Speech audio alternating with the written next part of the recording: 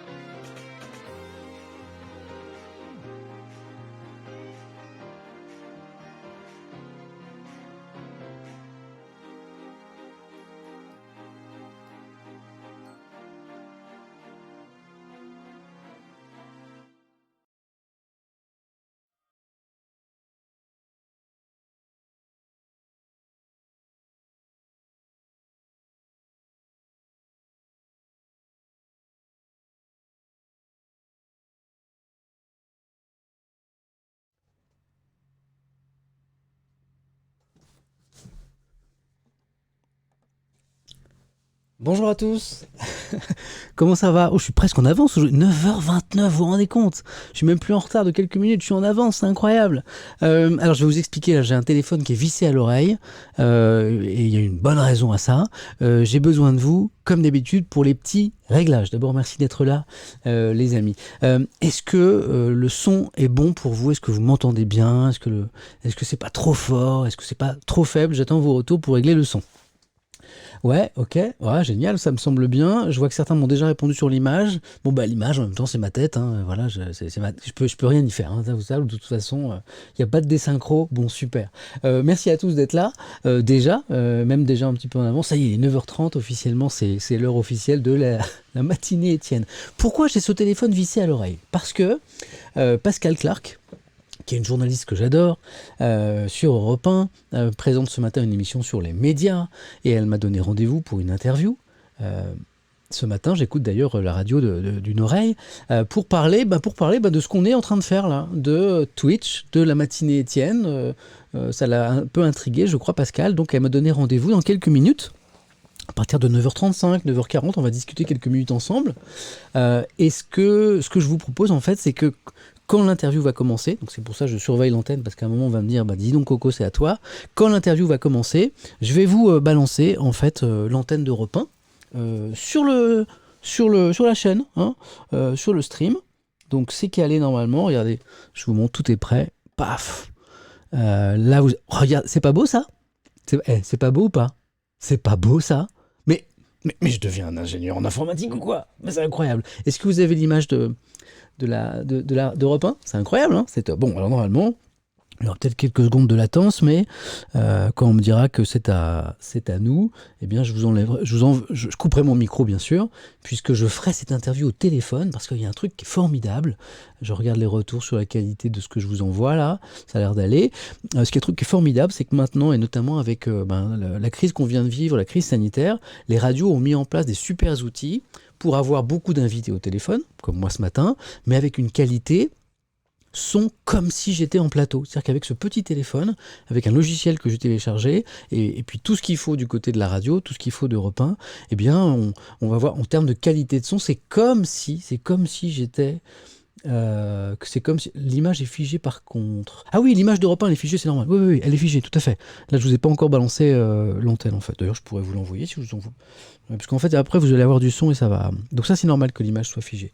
Et donc, on va avoir a priori une bonne qualité de son, mais en fait, comme le petit programme il tourne sur le téléphone, c'est pas intéressant que je passe par ce micro. Paradoxalement, là, j'ai un bon son avec vous, mais pour Europe, ça va être plus sympa.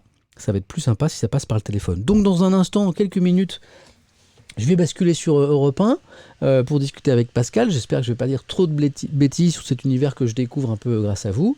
Et puis, j'ai l'impression que votre fenêtre de chat, elle n'est pas très... Si, ça va. J'aime bien vous faire de la place. Elle est assez importante, ta fenêtre de chat, là. Ouais, ça va. Normalement, vous aurez le son, vous aurez tout ça. Et puis, si c'est pas le cas, vous me le dites dans le chat, je vous ferai les petites modifs, les petits réglages comme d'habitude. Pour ceux qui nous rejoignent, donc je suis en direct dans un instant sur Europe 1, mais je voulais pas annuler ou reporter mon petit rendez-vous avec vous de ce matin, ma matinée Étienne, ma petite lecture des journaux tous ensemble, et donc je vais faire l'interview avec vous. Voilà. J'écoute Europe 1 en même temps. Ça va. J'entends Pascal Clark qui commence à parler. Voilà, donc ça va être à nous bientôt. Rassurez-vous, après cet échange qui va durer une dizaine de minutes, j'ai les journaux, j'ai plein de choses à vous montrer ce matin.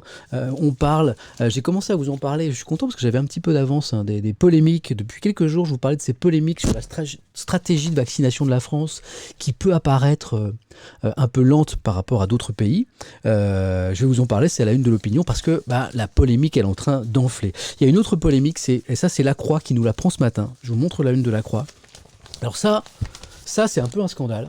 Ça, c'est un peu un scandale. On apprend dans La Croix que, je ne sais pas si vous vous souvenez, mais quand on a commencé à parler de l'accessibilité du vaccin contre le Covid-19 pour tous les pays, y compris les pays pauvres, on se dit ok, c'est réglé, tout le monde sera à peu près sur un pied d'égalité, même les pays pauvres vont avoir accès au vaccin. Qu'est-ce qu'on apprend ce matin dans La Croix ? Que c'est pas du tout. Qu'a priori, les pays pauvres ne vont pas avoir le vaccin avant 2 ans.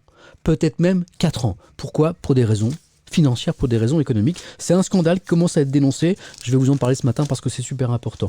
De quoi je vais vous parler ce matin, une fois que j'aurai fini mon interview avec Europe 1. Ah oui, il y a un anniversaire qui fait la une de 2 journaux, donc c'est pas rien.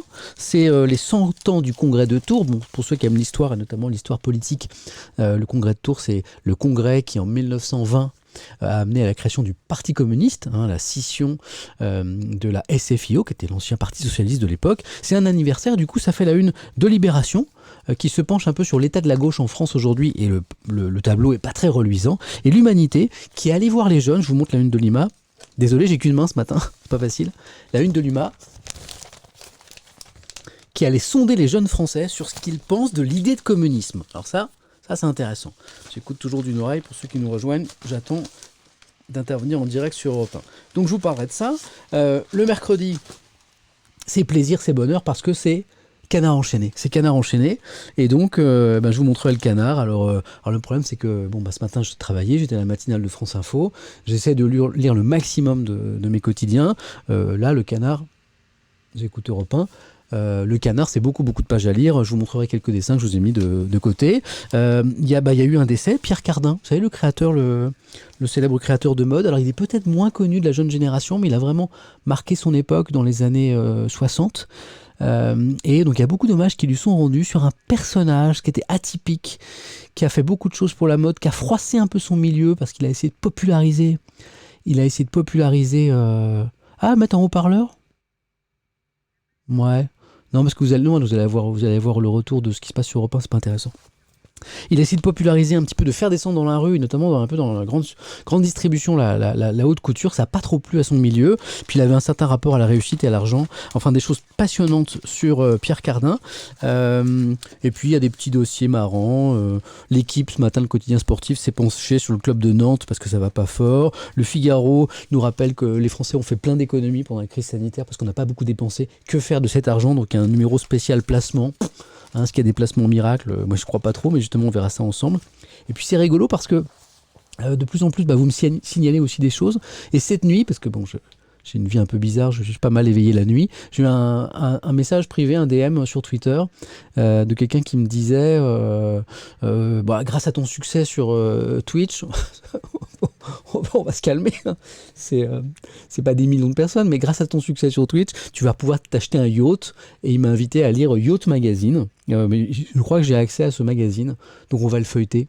On va le feuilleter ensemble tout à l'heure. Ce sera notre petit plaisir de fin de matinée Étienne, qui va commencer réellement, donc vous l'avez compris, dans un instant, dès que j'ai donné cette interview à nos confrères d'Europe 1 avec Pascal Clark. C'est en direct sur la radio, mais je vous ai dit que je vous balancerai le programme en direct.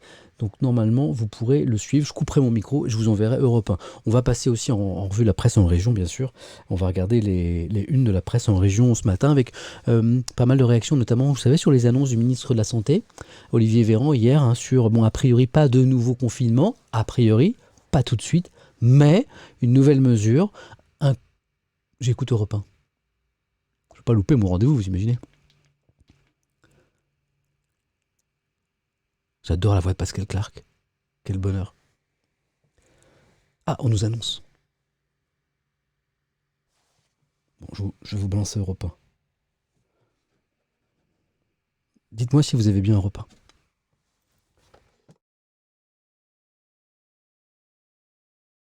Samuel Etienne est sur Twitch en ce moment même. On le rejoint.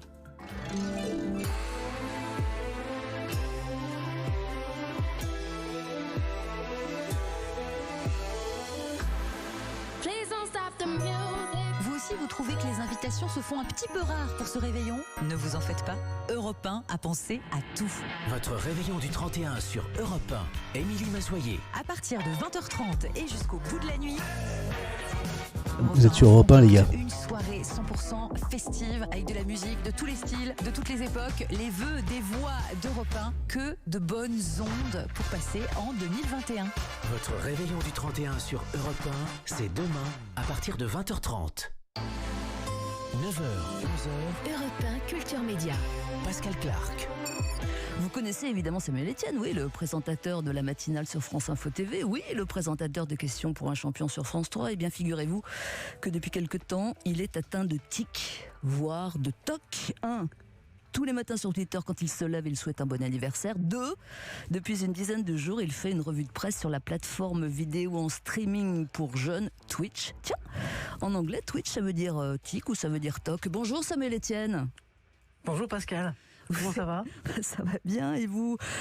Très bien, merci de l'invitation. Avec plaisir, vous êtes en direct sur Twitch en ce moment. Du coup, Et vous aussi Pascal, parce voilà. que du coup vous comme aussi, j'ai commencé mon stream il y a quelques minutes, je viens de mettre Europe 1 en direct et donc tout le monde vous écoute. Alors comment ça se passe? Faut que je salue votre communauté. Ouais, alors c'est une petite communauté parce que moi j'ai commencé la semaine dernière, donc mais elle est petite, mais elle est super sympa. Et là tout le monde est en train de réagir, tout le monde est en train de vous saluer. Bonjour Pascal, bonjour Europe 1, bonjour la radio. Oui, parce qu'il faut que nous décrivions l'image, Samuel Etienne. Bon, vous êtes chez vous, je crois. Oui. Micro-casque, normalement micro-casque face caméra. Vous racontez ce qu'il y a dans les journaux, c'est votre revue de presse. Et C'est puis, ça. très important, sur le côté droit de l'écran, il y a le chat, la messagerie simultanée avec une pluie d'émoticônes. Et ça cartonne, non? Bah là, il y a beaucoup de réactions et c'est vrai que c'est une des choses qui m'ont attiré vers cet univers que j'ai découvert très récemment. Hein. C'était il y a 9 mois au début de cette crise sanitaire. On a tous eu un petit peu de temps. Moi, j'ai été interpellé par un streamer qui s'appelle Étoile, qui m'a demandé une nuit sur Twitter. Mais est-ce que tu connais Twitch? Je ne connaissais pas. Ça a été le début d'une découverte et j'étais fasciné par ce que vous disiez, Pascal, à l'instant, c'est-à-dire ce chat, c'est-à-dire cette interactivité très importante que nous permet un univers comme celui de Twitch qu'on n'a pas forcément en télévision ou en radio dans les médias dits traditionnels. Et puis au-delà de ce chat aussi cet espace de liberté qui fait que oui, c'est un petit peu artisanal, je suis à la maison, j'ai mon ordinateur, j'ai mon micro, j'ai mon casque, je suis pas dans un cadre très formel d'une rédaction et puis je partage mes petites passions, en l'occurrence moi la lecture de la presse avec qui veut. Et là on est déjà il y a déjà 5200 viewers comme on dit qui nous regardent et qui nous écoutent. Ah, vous avez le compte en grandeur réelle. Vous imaginez ça commence doucement. Si vous aviez ça en direct sur France Info TV, qu'est-ce que ça changerait si vous aviez le nombre de téléspectateurs? Non, il faut pas, parce que quand on commence à construire une séquence d'information ou une émission que pour l'audience, Pascal, je pense que vous serez d'accord avec moi, on va pas vers des belles choses. Exactement. Donc là, je viens de voir passer un commentaire qui dit « Oh Patricia, alors dites-leur que je m'appelle Pascal, ça sera plus sympa. » Oh Patricia, pourquoi Patricia? Bah oui, c'est Pascal, c'est Pascal Clark, enfin. Non, vous êtes à fond, on sent bien que ça vous vous amusez comme un gamin, Samuel Etienne. Est-ce que c'est plus marrant à faire Question pour un champion ou c'est juste différent? C'est différent. Question pour non, parce que Question pour un champion, c'est drôle. Hein. Moi, là aussi, c'est un espace de liberté. Moi, qui ai connu beaucoup le JT. Le JT, c'est un texte qui est très écrit, qui est relu par une équipe, par ses collègues, par un rédacteur en chef. Question pour un champion, c'est vous arrivez. Il y a les questions, bien sûr, il y a la mécanique, mais c'est un grand espace de liberté parce que il y a pas de prompteur, il y a pas de texte. L'ambiance, l'humeur, la relation que vous allez créer avec les candidats, elle est totalement improvisée. Et là aussi, c'est ce plaisir de à 9h30 je prends l'antenne et j'ai une idée de ce qui va se passer, mais c'est pas très très cadré, donc c'est un grand espace de liberté. C'est des plaisirs différents, mais c'est pas ni mieux ni moins bien. Mais c'est très nouveau pour moi et c'est vrai que je pense que vous l'avez senti, je suis assez fasciné par cet univers que je suis en train de découvrir. Je vous confirme que ça se sent. C'est quasiment un ban de jouvence, on dirait pour vous. Oui. C'est le boomer parle de Jones pour être un petit peu caricatural. Si, c'est ça, ça les fait rire d'ailleurs, parce que moi j'ai un humour qui est le mien, qui est pas très élaboré, qui a un humour un petit peu à 20 centimes d'euros. Alors maintenant, cette communauté qui est plus jeune que moi, parce que sans faire de caricature, je vois par les messages que je reçois, j'ai affaire plutôt à des 15-40 ans, à peu près 15-35 ans, donc effectivement c'est ce que je perçois. Et alors mon humour à 20 centimes, il l'appelle un peu l'humour de daron, quoi, l'humour de boomer, c'est l'humour de tonton. Tonton déjà Albert, dire centimes, vous voyez, c'est moyen. Ça les fait rire. Et alors c'est une rencontre sympa parce que moi je viens avec mon histoire, j'approche des 50 ans, ma curiosité pour tout ça qui est très nouveau pour moi. Et donc j'ai plein de questions, on me donne plein d'infos sur cet univers, sur Twitch, sur les animés par exemple, hein, ces dessins animés japonais que j'ai découvert aussi un petit peu par cette communauté dans lequel je suis tombé un petit peu ces derniers temps. Et puis moi aussi je viens avec des trucs. Je viens avec ma passion de l'info, je viens avec ma passion de la lecture des journaux, de la presse papier. Moi, la revue de presse, c'est vraiment un exercice que j'ai adoré. Et je partage ça avec eux et je leur dis, ça c'est un peu le message de Tonton Sam, de Papy Sam, les amis, lisez les journaux, parce que je crois que les jeunes Français ne lisent pas ou peu les journaux. Lisez les journaux parce qu'on a la chance d'avoir une super presse. Parce que le postulat est là, les jeunes ne lisent plus les journaux et certainement pas la presse papier. Est-ce que vous arrivez à les convaincre? Est-ce que vous parvenez à les intéresser? Étonnamment, oui. Je m'attendais pas du tout à ça. C'est mon guide qui s'appelle Étoile, qui est le streamer qui m'a initié à tout ça. C'est lui qui m'a aidé à installer ce rendez-vous. Et puis il m'a dit au début, tu auras peut-être quelques centaines de personnes, peut-être 2-3 000 personnes. Et puis rapidement, on s'est rendu compte que l'audience moyenne de ce petit rendez-vous, qui a commencé la semaine dernière, c'est autour de 7-8 000 personnes en moyenne non-stop, avec des ça pics grimpe là, c'est démoniaque votre truc là, ça grimpe. On voit le nombre de gens et puis les commentaires. Non mais c'est fascinant les commentaires en direct là.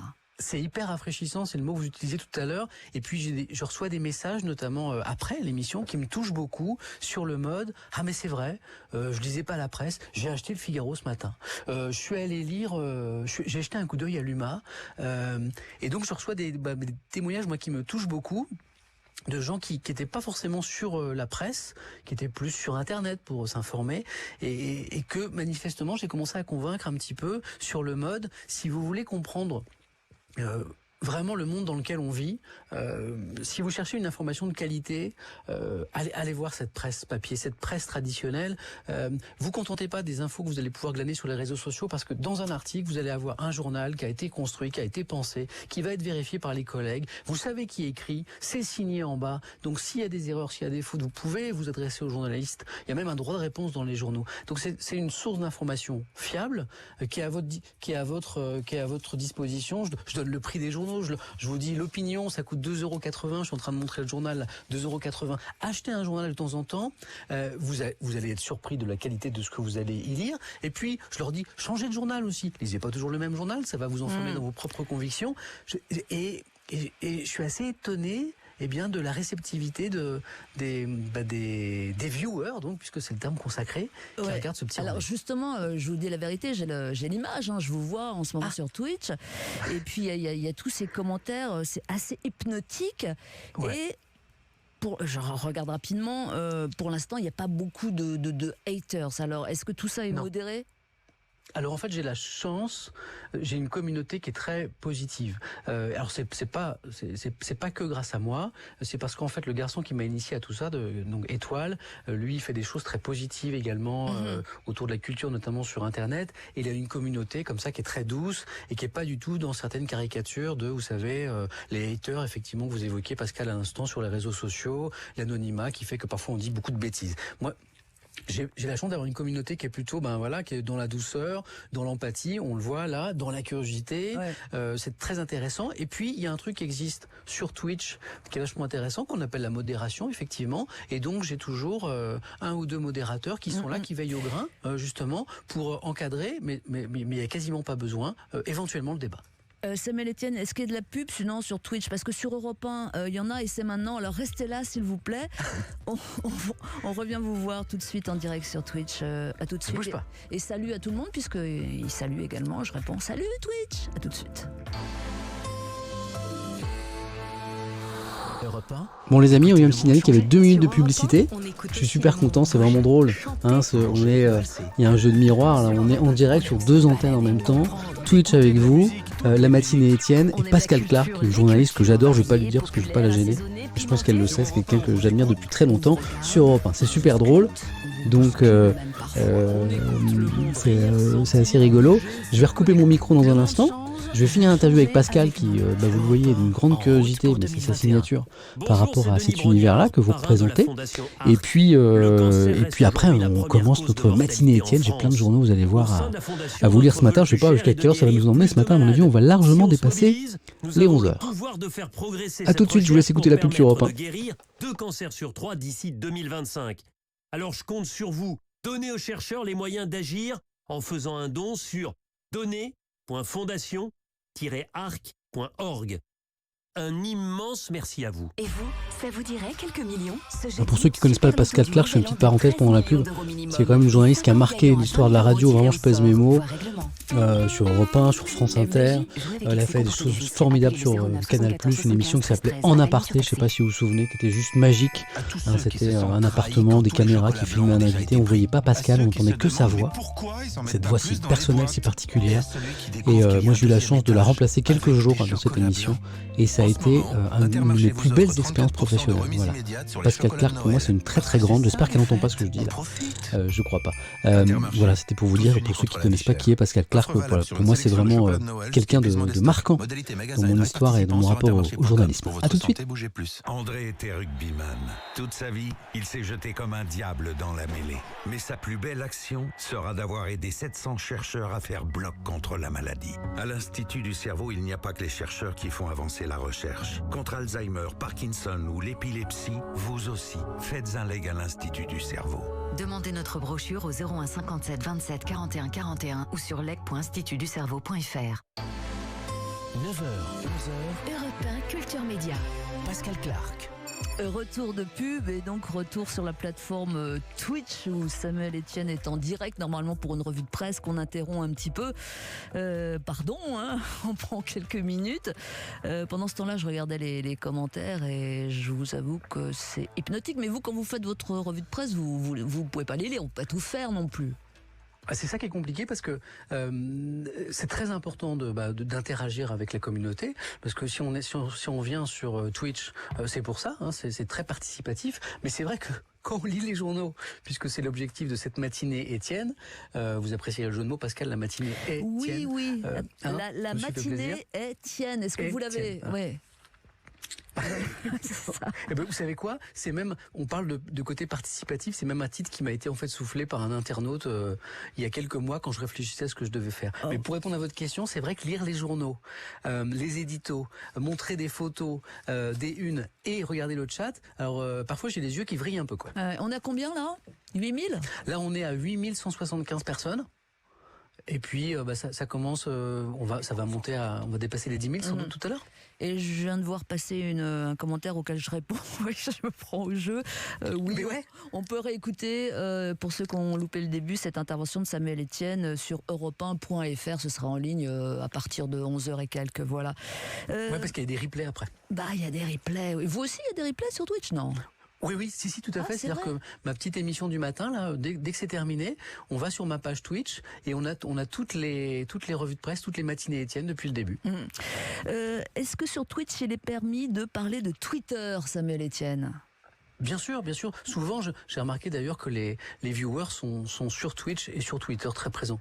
Parce que ce matin, comme tous les jours, hein, dimanche et vacances compris, vous avez posté votre petite éphéméride, la Saint-Roger, un disque, la météo, l'horoscope. Vous l'avez posté, je sais pas, vers 2h du matin, c'est ça? Ouais, 2h30, je crois. Ouais.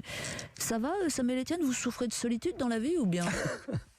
En fait, c'est né d'un truc rigolo. Moi, je suis devenu progressivement accro à Twitter ces derniers mois. Alors, Twitter, j'y étais d'abord surtout avant pour l'information, parce que je trouvais qu'il y avait pas mal d'infos qu'on voyait avant sur Twitter. C'était intéressant en tant que journaliste. Et puis, un peu par hasard, les gens m'ont demandé de leur fêter leur anniversaire, de leur envoyer un petit message. Est-ce que tu peux me souhaiter un bon anniversaire? J'ai dit oui. Puis j'en fais 1, 2, 3, et puis les gens l'ont capté, ça. Et puis à un moment, il y a quelques semaines, je me retrouvais à 30-50 messages d'anniversaire par jour. Ça me prenait plus d'1 heure par jour, Pascal. C'était compliqué. Alors je me suis dit, allez, on va arrêter ça parce que j'ai un travail, j'ai des boulots même, et puis j'ai une famille. J'ai 2 petits garçons, je vais faire un message collectif. Et est née cette idée d'enregistrer quand je me lève, c'est-à-dire aux alentours de 2h du matin, effectivement, une petite vidéo de 2 minutes où je souhaite les anniversaires de ceux qui sont nés ce jour, un joyeux non-anniversaire à tous les autres, je donne le saint du jour, je donne la météo, je passe un peu de musique parce que j'adore ça, je parle un petit peu de l'actualité, puis je donne mes rendez-vous de la journée.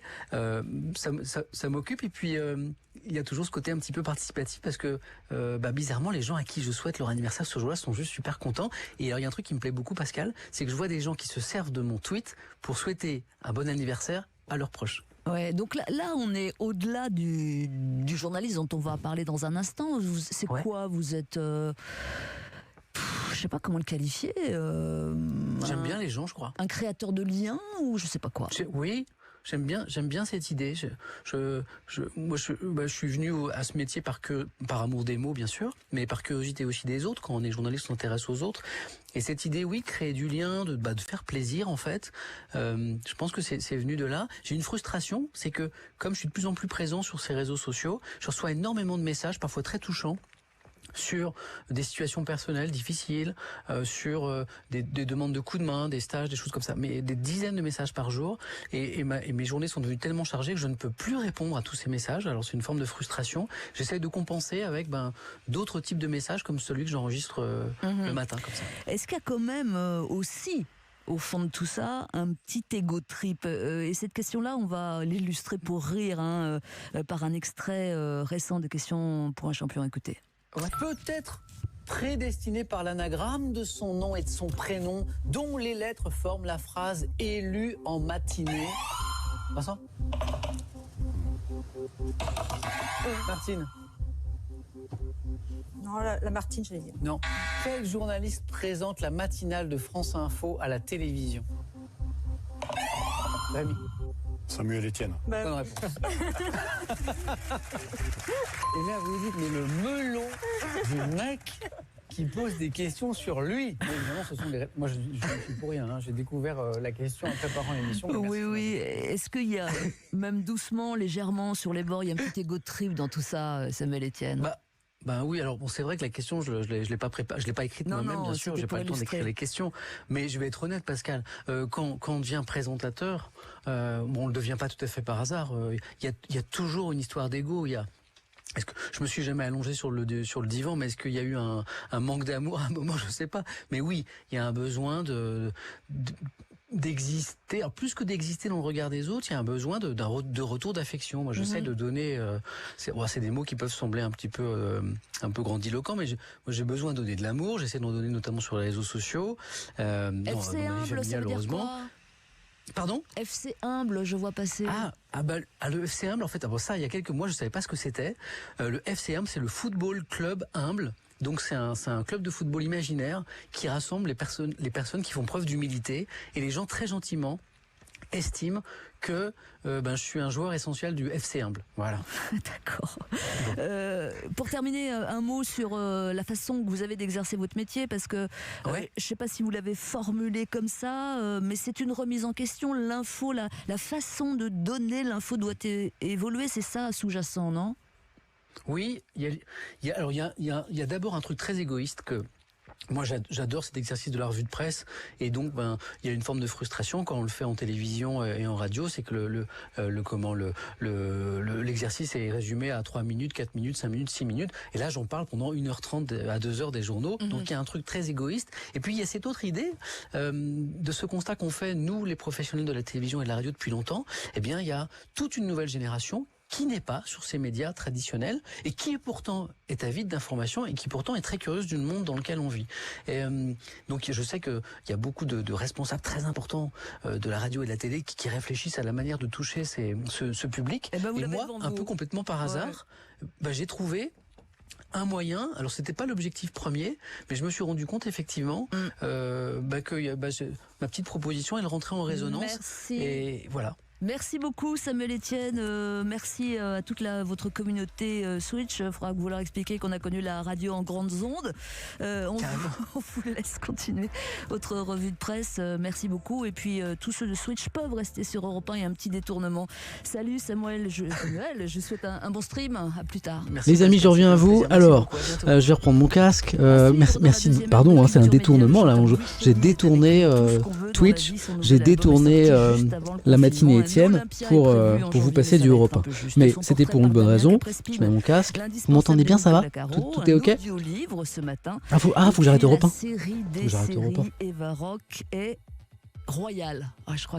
Voilà. Alors normalement Europe 1 est coupé et mon micro est de retour. Est-ce que vous me le confirmez? Est-ce que c'est ok pour vous au niveau de tout, hein? Vous avez le son, vous avez mon son. Normalement vous n'avez plus Europe 1.